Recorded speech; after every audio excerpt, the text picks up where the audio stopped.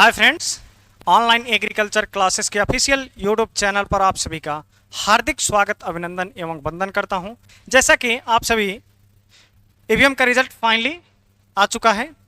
जिस अभ्यर्थी ने नहीं चेक किया तो आप लोग वेबसाइट पर लॉगिन करके अपना यूजर आईडी और डेट ऑफ बर्थ के थ्रू, रजिस्ट्रेशन नंबर के थ्रू या रोल नंबर के थ्रू आप चेक कर सकते हैं। आप लोग चेक कर लीजिएगा, ठीक है। और रैंक कार्ड की पीडीएफ डाउनलोड करके आप अपने पास रख लीजिएगा सुरक्षित, या हार्ड कॉपी में निकलवाना चाहें तो निकलवा सकते हैं। चलिए अब आते हैं हम ऑन द टॉपिक। देखिए, पहला प्रश्न आपका था कि पिछले वर्ष प्रीवियस ईयर में, जैसे कि मान लीजिए हम कराते रहते हैं काउंसलिंग और डाटा रखे रहते हैं, तो पिछले वर्ष कितनी रैंक तक सीट मिली थी, पहली बात ये। और दूसरी बात है, आपको कौन कौन से डॉक्यूमेंट की आवश्यकता है, वो सारे डॉक्यूमेंट को भी हम इस वीडियो में इंक्लूड रखेंगे। कौन कौन से डॉक्यूमेंट आपके पास होना चाहिए जिससे आप काउंसलिंग के लिए एलिजिबल हैं या फिर नहीं एलिजिबल हैं। अगर कोई दिक्कत है तो उसमें क्या क्या परेशानियां हैं, वो सारे समस्याओं का समाधान हम इस वीडियो में दे रहे हैं। चलिए, चैनल को सब्सक्राइब कर दीजिए। आगे लेटेस्ट अपडेट्स आपको सब कुछ जीरो से लेकर के आपको पूरा काउंसलिंग प्रोसेस XYZ सब आपको मिलती रहेगी। चलिए चलते हैं अपने ऑन द टॉपिक।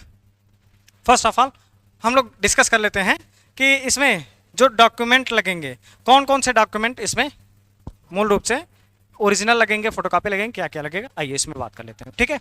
चलिए यहाँ पर देखेंगे यूपी कैडेट 2024 काउंसलिंग में अपलोड करने हेतु प्रमाण पत्र, ये किसके लिए है? पीजी ऑल ब्रांच, एबीएम हो, एमएजी हो, सबके लिए।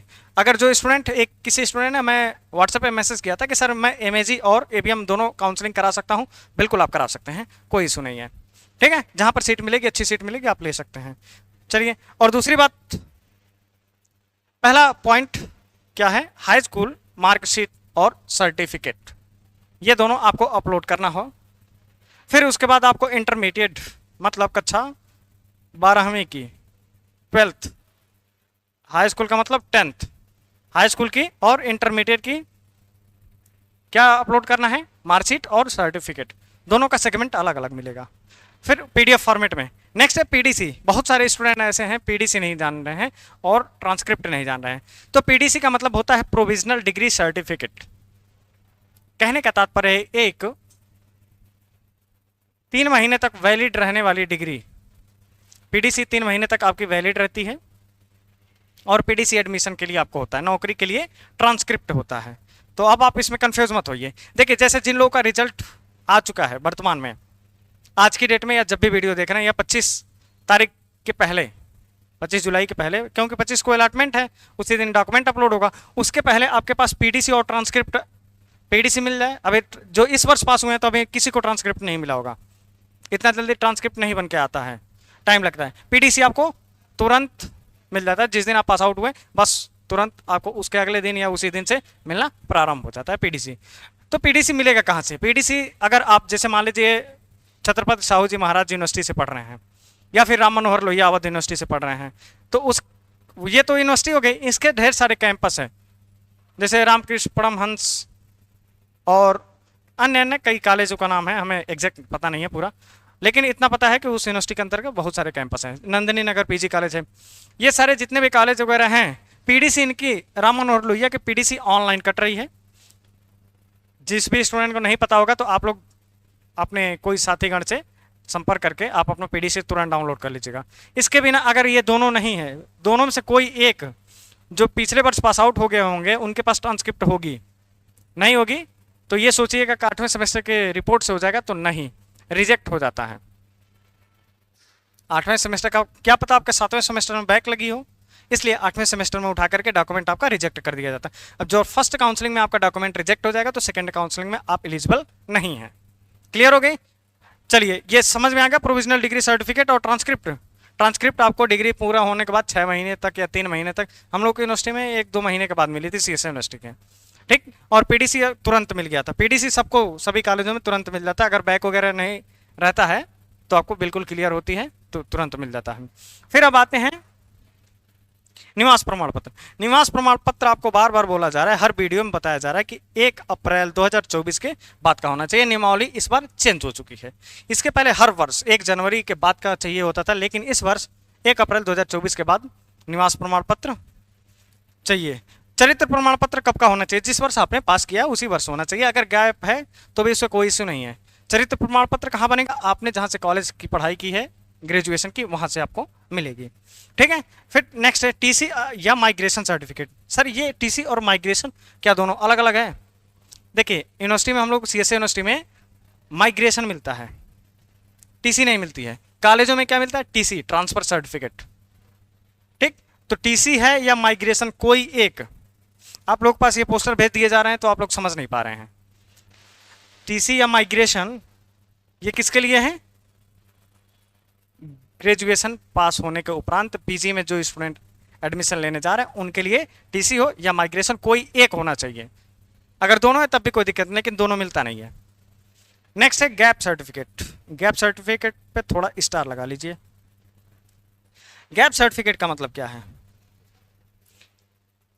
अगर आपका 1 साल का गैप है, उसमें लिखा है 3 महीने से अधिक अवधि क्या, लेकिन अगर जो 2024 में पास आउट हुए हैं तो ये आप हमारे इस नंबर पर 9026974841 पे, या फिर नीचे दिया है 9118645890, इस नंबर पर आप किसी एक नंबर पर मैसेज करके आप अपना गैप सर्टिफिकेट जो 2024 में पास आउट हुए, सिर्फ 2024 वाले, सिर्फ 2024 वाले, इनके लिए भी मैंडेटरी है। मैंडेटरी सबके लिए है, सबके लिए अति आवश्यक है।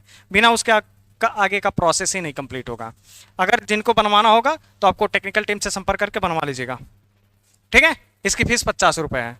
आपको फोटो देना होगा, हिंदी में नाम अपना लिख के देना होगा, पिताजी का नाम, पूरा एड्रेस और आपके कॉलेज का नाम जहाँ से आपने पास आउट किया है और किस वर्ष में पास आउट किए हैं। मतलब किस वर्ष का? 2024 का ही। सिर्फ 2024 वालों का ही गैप सर्टिफिकेट हम बना रहे हैं। बाकी फॉर्मेट आपको दे देंगे जिनका 1 साल का गैप है, हम आपको फॉर्मेट दे देंगे और वीडियो भी अपलोड है, उसको देख लीजिएगा।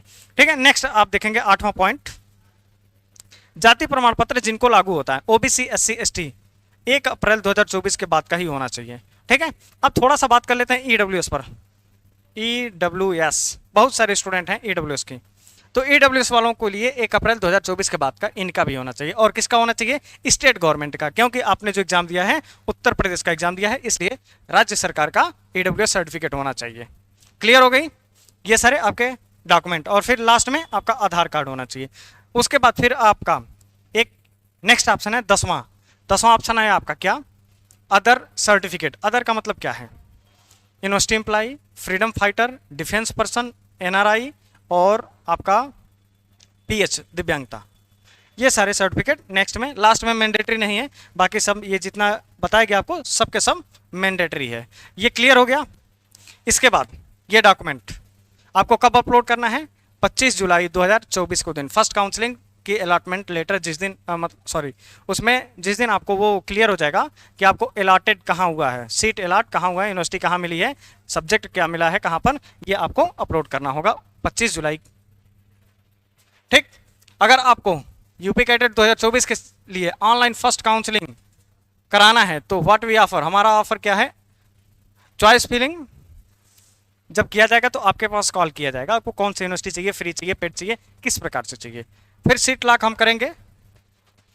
उसके बाद आपको सिग्नेचर आपसे ले लिया जाएगा, डॉक्यूमेंट आपको व्हाट्सएप के माध्यम से ले लिया जाएगा 25 जुलाई के पहले, या 24 जुलाई को, या 25 जुलाई को। ठीक है। फिर आपको अलॉटमेंट लेटर आपको डाउनलोड करके दे दिया जाएगा जब आपको सीट मिल जाएगी। ठीक है।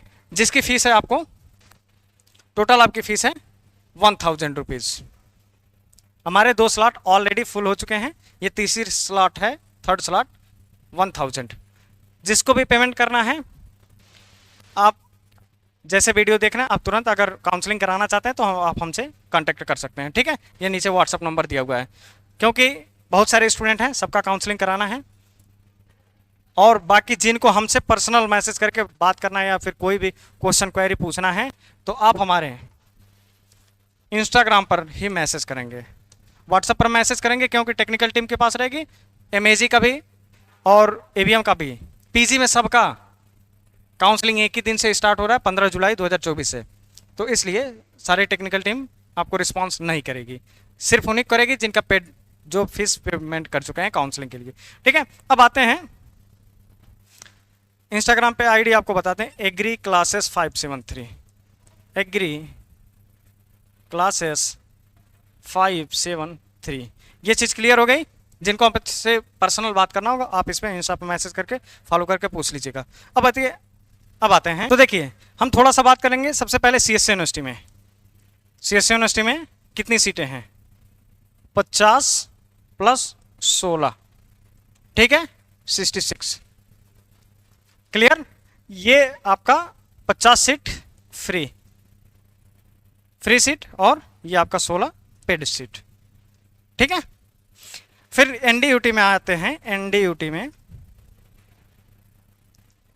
में इसमें 40 सीट फ्री हैं और 10 सीट आपकी पेड हैं, ठीक है। टोटल आपकी 50 सीट, ठीक। तो अब इस अनुसार देखेंगे तो ये तो 116 तक ही सीमित हो जा रहा है, लेकिन नहीं, क्या है 116 रैंक के ऊपर नहीं मिलता है, मिलता है सीट, ठीक है। ये 50 तो सीएसए, ये रैंक आपके जा करके लगभग 60 से 70 के बीच में सीएसए यूनिवर्सिटी फुल हो जाएगी, ठीक है। 60 से 70 के रैंक के बीच में फुल हो जाएगी। इसके बाद ये पेड वाला छोड़ दीजिए। उसके बाद यहाँ पर ले लेंगे 40 सीट है तो यहाँ पर रैंक बढ़ती है, फिर यहाँ पर रैंक बढ़ती है और यही दोनों रैंक आपके बढ़ाते हैं। फ्री में सीट फीस कितनी लगती है और पेड में? फ्री वाला आप देख लेंगे ब्रोच्योर में 75 के पर ईयर एक्स्ट्रा लगता है, मतलब 2 साल में 1.5 लाख रुपए आपको फीस एक्स्ट्रा लगेगी। जो सेशनल फ्री वाली तो लगती है वो ठीक है। और क्या स्कॉलरशिप आती है? यस, स्कॉलरशिप फ्री वालों की आती है और पेड वालों की भी, दोनों की आती है, ठीक है। तो ये चीज क्लियर हो गया। अब आते हैं थोड़ा सा रैंक पे। पिछले वर्ष 62 रैंक, कैटेगरी ईडब्ल्यूएस, क्या मिला है? फ्री या नॉर्मल सीट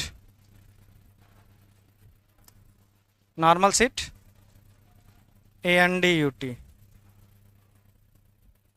ठीक। अगर इनको पेड लगाना होता तो सीएसए में पेड सीट मिल जाती, ठीक है।